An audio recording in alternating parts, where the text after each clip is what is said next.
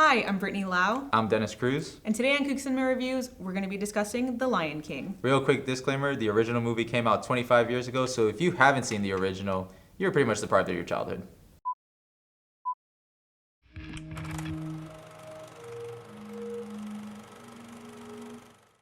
The Lion King tells the story of a young cub, Simba, who idolizes his father, Mufasa, and is destined to be the next king of Pride Rock. After being exiled by his uncle and former heir to the throne, Scar, Simba returns years later to reclaim his throne and fulfill his destiny as the rightful king. The cast consisted of Donald Glover as Simba, Beyonce as Nala, Billy Eichner as Timon, Seth Rogen as Pumbaa, Chiwetel Ejiofor as Scar, and James Earl Jones returning as Mufasa. I don't know about you, but personally, I kind of felt the cast was a bit distracting, only because I knew who was playing who. For me, there was just no suspension of disbelief because I guess there was this lack of variation in the delivery, you know? It didn't feel like they were playing a character. It felt like they were kind of just talking as themselves. I'm not saying that the casting was bad, it was just really distracting for me. But I do want to give them props for getting James Earl Jones back as the original Mufasa because, I don't know, I felt like without him, the movie wouldn't have been as impactful. Just kind of getting him on the train was a way to create buzz and excitement for old Lion King fans. Definitely. James Earl Jones is really the only returning cast member from the original Lion King. As far as the rest of the cast is concerned, although it's very diverse and high profile, I'll be honest, I wasn't really happy with the casting just because I felt like, there was such a big buzz with Beyonce coming on to the film as Nala. Although very impactful and very probably beneficial to the box office for the Lion King, they could have gotten another probably great up and coming actress to play Nala. But I think she did an okay job. That's understandable. I mean, if the Beehive has a problem, that's fine. I don't really care. Beehive, go after it.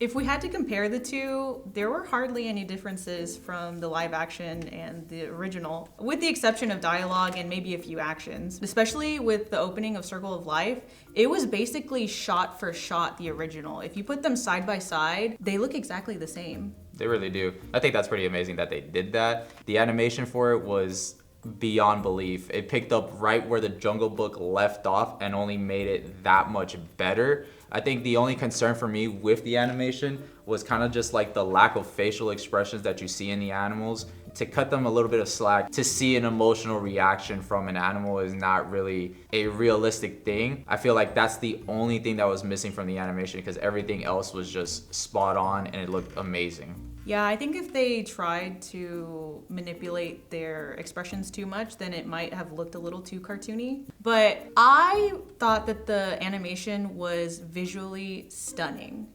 Honestly, it kind of felt like I was watching an Animal Planet documentary, but I mean, that's how good it was. Yeah. It was beautiful. I don't know about you though, at least for me, one of the things that really kind of bothered me throughout the film was the lack of use and the lack of dialogue that Rafiki had throughout the film. It sucked to see such a prevalent character as Rafiki not being used as much as he was in the original. He's still there and he still does his little quirky stuff, but there's just certain things from the original movie that they didn't necessarily bring back for this movie. And he didn't even have the stick throughout the film. He gets it at a certain point where you just didn't Probably expect it. the last 10 minutes. Yeah. It was so weird. It was weird. Seeing him without the stick for most of the movie. Yeah. I would say that this adaptation kind of built up on Simba and Nala's relationship a little more by forming a connection that was much more apparent. There was a lot more banter, there was a lot more bashfulness with the two. It felt more natural and they were much closer than probably the original led on. They're best friends and it's kind of just established. Well, because of when they went into adulthood, it just felt like they just jumped into all of a sudden having a romantic relationship. Whereas I feel like in this one, it kind of built up a little more to where, okay, I see why they kind of adapted their relationship into more of a romantic status. One of the things that I wanted to point out was just Scar's demeanor throughout the movie. I felt like in the original, he was more theatrical and more in your face about I'm gonna kill Mufasa and Simba and I wanna be king. As opposed to in this adaptation of it, it was kind of just much more stealthier about it and he was really just I'm gonna do it, but I'm gonna do it without showing you. I think that's a really good word to describe him, stealthy, because this whole time I was using chill and reserved while he was plotting, but that's like the most accurate way to describe him in this one. He didn't really try too hard. If anything, he just gave like subtle ideas. He was much less upfront in this one. Yeah. I would say. Don't get me wrong, Giafor did a great job, I felt, but it's just not as theatrical as it was in the original. Another difference that is pretty noticeable in this adaptation is Scar and Sarabi's relationship. It felt much more personal, and they kind of go more in depth as to why Scar is so jealous of Mufasa. Yeah, like it's not just because Mufasa's older and he's the king. It's more of like, you chose my brother over me. Which is not a dynamic you saw in the original. If anything, the dynamic you saw in the original was kind of just like Sarabi just hates him and he hates her. But I guess we kind of see why in this one, why they hate each other or why there's a discord between them. Yeah, I think this one, they tried to imply almost as if there was some sort of romantic interest between Scar and Sarabi. Right. Not so much on Sarabi's part, but Scar's part for sure. A big part of this film is obviously the music. The music in the original film is so iconic. We all wondered what was gonna happen with it. And to be honest, they all kept it fairly the same, which is a good thing. These classics were not touched. I felt like they stuck through with just keeping it as it is and not ruining it. One thing I will say is they did do a promotional song where Beyonce came up with an original song called Spirit, and I don't care for it.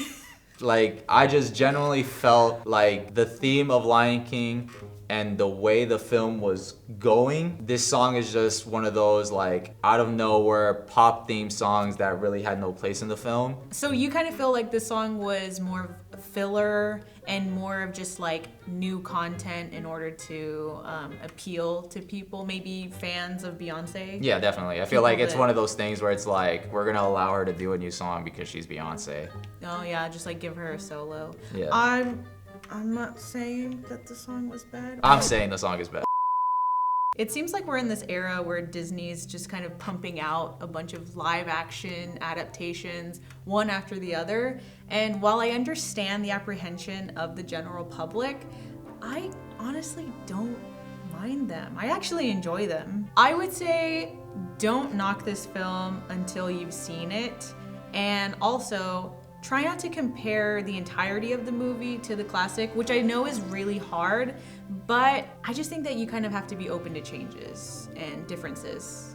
Definitely. And to be honest, you have to think about it like this. They're making these movies for the generation of now. In a way, Disney is trying to bridge the gap between the older generation and the newer generation with a movie like that.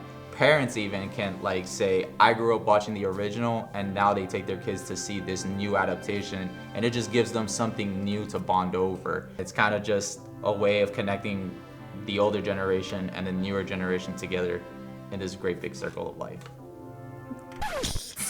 That was so corny. I know. So, would you say that this movie lives up to the classic?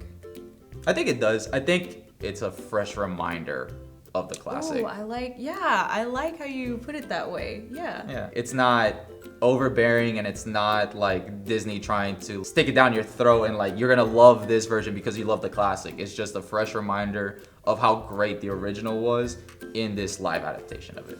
Honestly, like it's visually amazing and everything else about it was good. Obviously there's slight changes, but nothing drastic, so. People just love nostalgia, you know? I can't complain about nostalgia unless you really mess it up. Then, you know, you can't go wrong with it. I really enjoyed it, and I would recommend it to anyone watching. You should go see it. Especially if you love the classic, you should definitely go watch it. If you love Disney, man, just go see it. It's cool. If you haven't already, please give this video a thumbs up, share it with your friends, and subscribe to Coog TV. Thanks for watching.